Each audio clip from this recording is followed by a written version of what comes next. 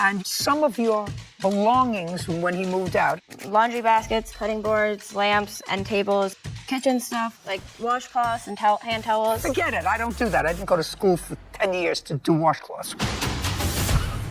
Next month and year. December of 2022.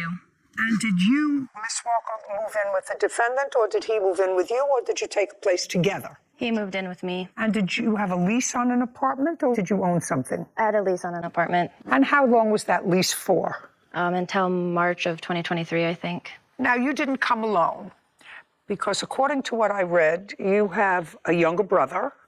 I assume that's you. And when you and the defendant moved in together in December 2022, your brother came with you. Not at that time. We had him on the weekends only. And where was he living prior? In a foster home in Dakota. How long had he been in a foster home? I think just for that month, and then when I got guardianship of him in February of 23. And your parents are where? Not in the picture? Yeah. Or? Not in the picture. Okay.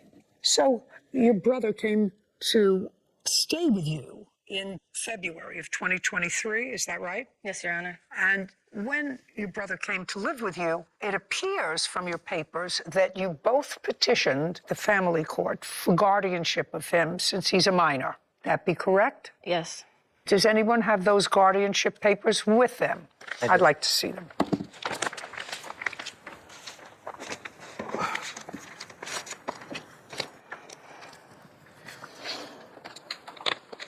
Who's Elisa Fulkerson? That's my legal name, Your Honor. That's your legal name? Yes. Okay. So that both of you were granted joint guardianship. Your name is Dakota? Yes. Of Dakota. Okay. So now that we understand that you were living together, Dakota, you went to live with your sister and her mate? Yes. Great. And then, according to you, things started to take a turn in February of the next year?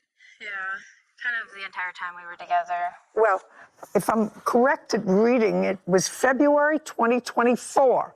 So you were together with Dakota, living together for a year until February of 2024, when, according to you, you discovered that the defendant, according to you, had taken some money out of an account of yours. Yes. And you decided to leave.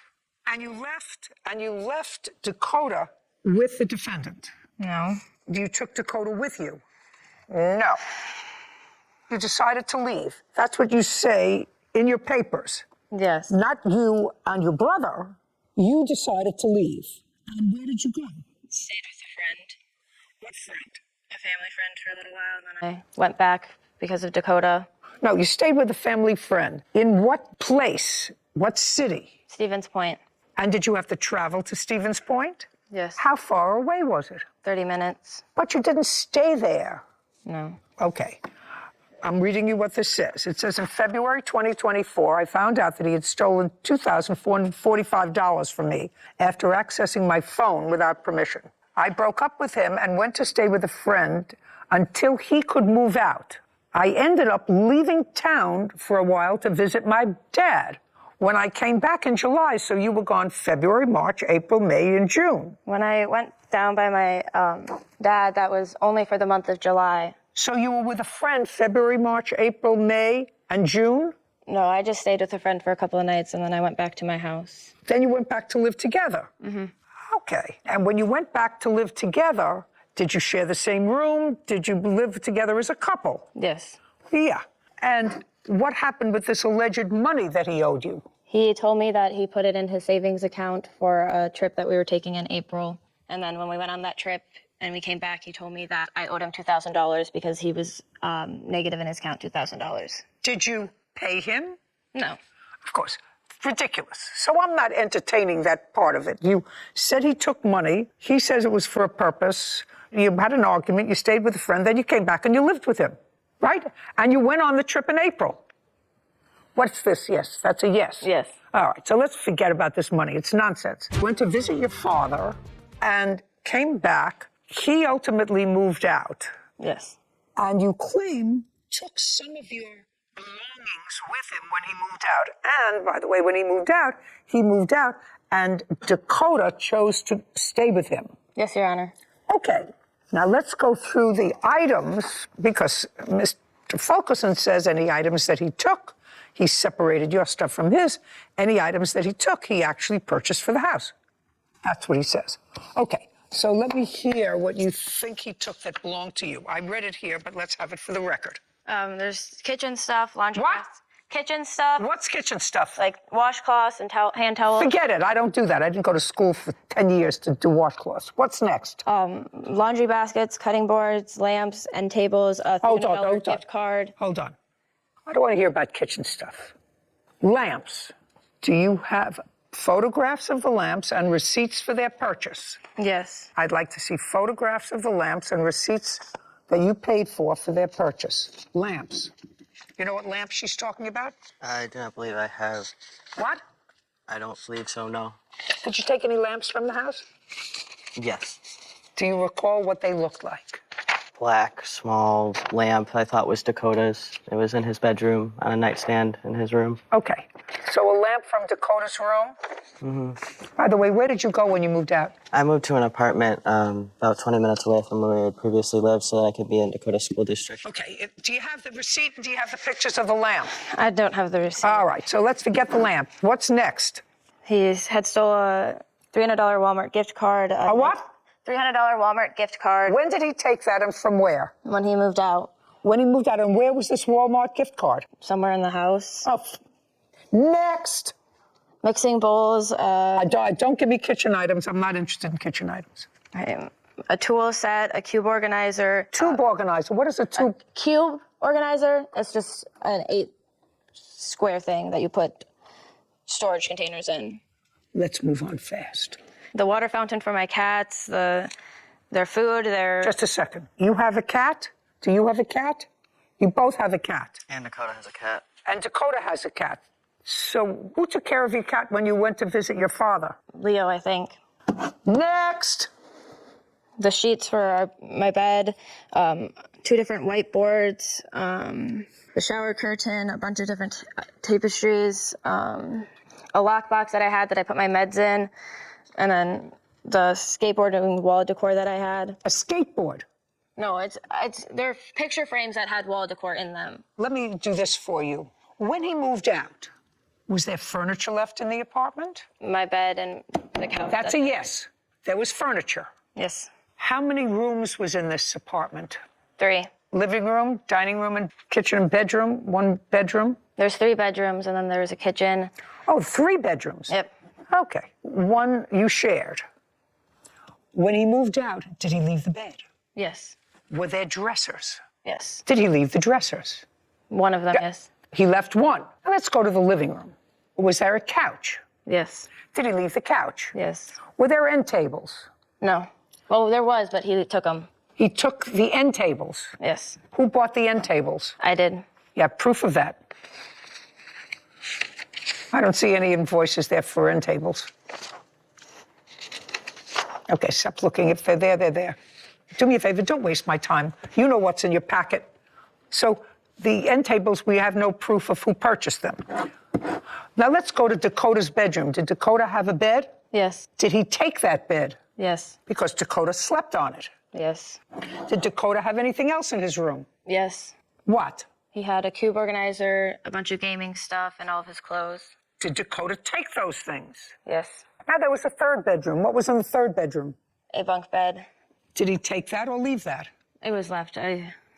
Now, when the lease was ultimately up, you moved out, or did you stay? He moved out. I stayed. Okay. Are you still there? Yes.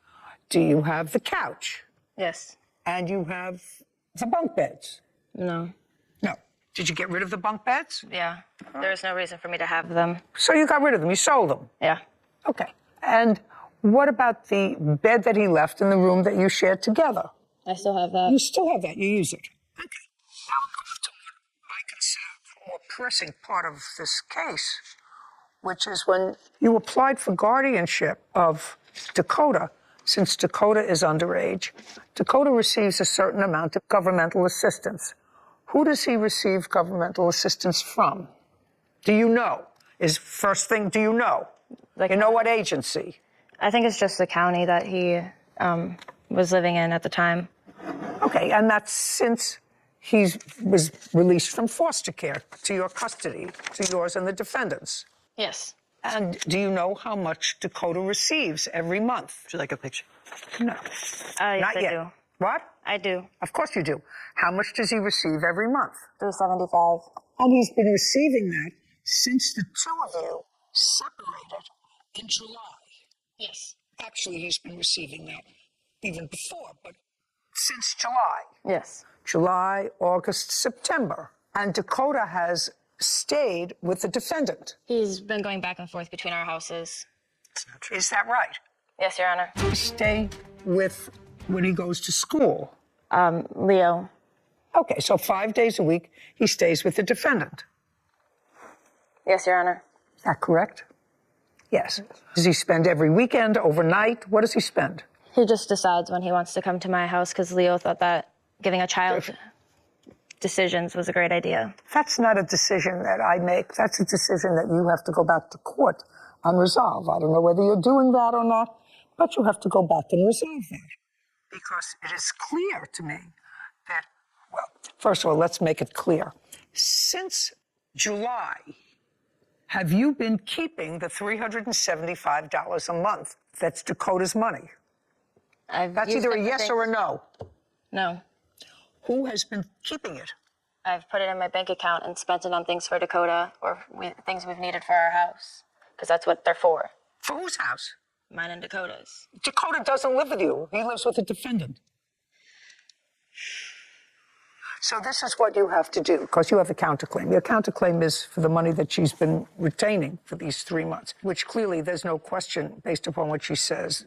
She did 375 times 3 equals 1125.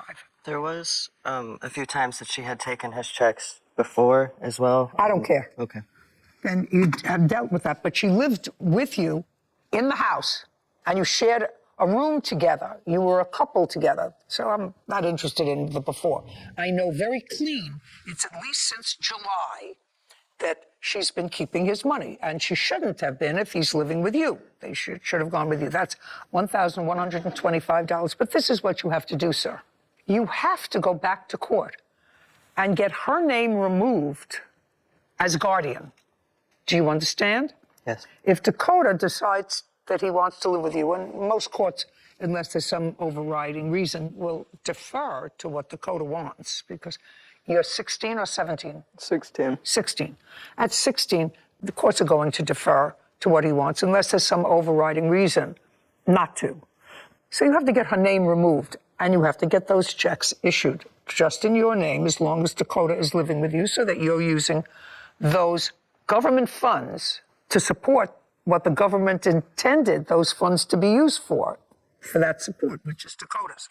Do you understand? Yes. Other than that, you can't put the government's money for your brother in your savings account. So your claim, actually, Miss Walker, it's pretty straightforward for me. Your claim is dismissed. And your claim is severalfold. You want furniture. He left you with most of the furniture. He took washcloths and a lamp that was in your brother's room. Who cares? That's nonsense. And then you claim this money that he took out of your account. You were a couple. He said it was for a trip. You actually went on the trip. So we don't regulate the lives of people who were living together when they're no longer living together. You had money, you went on a trip. Some was yours, some was his. I don't get involved with that. What I do get involved with is public funds that are not being used for their intended purpose. And the intended purpose of these public funds was to take care of your brother. And you weren't doing that. So on your counterclaim, I'm awarding you $1,125 and strongly urging you, sir, to go back to court with Dakota and ask the court to have her name removed as guardian if Dakota elects to live with you, and if the court finds that's in his best interest. Does that sound reasonable to you? Yes. Perfect. Do you understand that? Yes, Your Honor. Very good. We're done. Thank you. Thing from my house, but a bed and a couch. I don't know, she seemed to struggle with a lot of things in her own personal life, finances, things like that, and she thought she could make her money this way instead of having a job. I had to come back here with no job because Leo refused to allow me to have a job when he found out that I was trying to leave him because he wanted me to stuck with him. She's a grown adult. You can go get a job whenever you want. Because he was abusive and controlling. And I don't want to be in a relationship with somebody who's abusing me and having my 15-year-old brother watch that. That's not fair to me or him. No, I mean, Dakota's here as my witness as well. I mean, obviously your brother wouldn't come live with me if that was what was going on. That didn't occur in the home. I'm gonna try to take Leo back to court and get him off of the paperwork because there's no reason for somebody who's not related to him to be on the paperwork, and go from there. And that'll be up to him. You know, he's old enough to make that decision if he wants a relationship with her or not. And Ready for a better tomorrow. it's just better separate. What I always find interesting, Sarah, whatever governmental agency it is, whether it be the federal government, state government, or local government, as a significant part of its budget, helping people who really are in no position to take care of themselves, at least for a while. As in the case of this young man, Dakota, who's 16 years old. I understand from looking at the papers that parents are not in the picture. And as a giving community, we say we have to help take care of him. And sister is under no responsibility financial to take care of a sibling. But what I found over the last 40 years is so often those funds don't end up with the intended recipient or used for the benefit of the intended recipient. And sometimes it takes very long to correct that. And it would be so wonderful if there was a fast mechanism where it went fast, because right now he'll go to family court maybe to have her name removed. She will contest that. Dakota will probably be 18 by then. Ultimately, There should be a faster check to make sure that the funds are being used for the child they were intended to support. absolutely, absolutely. And the way government works, it's so slow that it often works. It'll be moot by the time they get it figured out. Right. But at least he got a portion of it back today of what was supposed to be given to him over the past 3 months. 3 months. So, Little best we can do. This case, it made me uncomfortable, and not because it was confusing, but because of how casually adults were dodging responsibility. At first glance, it might seem like a simple roommate breakup, fought over stuffed scenario, lamps, gift card, shower curtains, noise. That's all distractions. The moment the judge broke up the guardianship, money, everything changed. Dakota is 16. He is in foster care. That alone means the adults in his life should be careful, precise, and protective, not careless. The $375 a month he receives, that's not extra spending money, not rent assistance, not household income. It exists for one reason, to support Dakota directly, and yet somehow it kept landing in Alice's account. She tries to justify it. I used it for the house. He visited sometimes. We needed it. None of that matters. That money follows the child, period. What bothered me most was how normal she made it sound. Like misusing Dakota's fund was just reasonable. That's dangerous. That's how negligence becomes normalized. The judge was right to cut through it immediately. The property argument, irrelevant shower curtains, and cutting board don't override the well-being of a child. Guardianship is sacred ground. You don't get to keep control of a child's financial resources for convenience. You don't act like a parent financially when the child isn't living with you. You don't frame it as helping when the child is the one who loses out. And Dakota, he didn't seem confused. He was not manipulating. He sounded like someone who already knows, too early, that adults sometimes fail you, and that sometimes you have to fight for yourself. That's heartbreaking. This case also highlights a bigger systemic problem. Paperwork is slow, hearings take months. By the time guardianship accounts are corrected, kids like Dakota are almost grown. The money has already been spent. The damage is already done. Accountability arrives late, if at all. The judge's frustration was earned because this wasn't malice. It was worse, convenient irresponsibility, hiding behind excuses, stress, and a false sense of entitlement. Guardianship is not just emotional labor, it's financial integrity.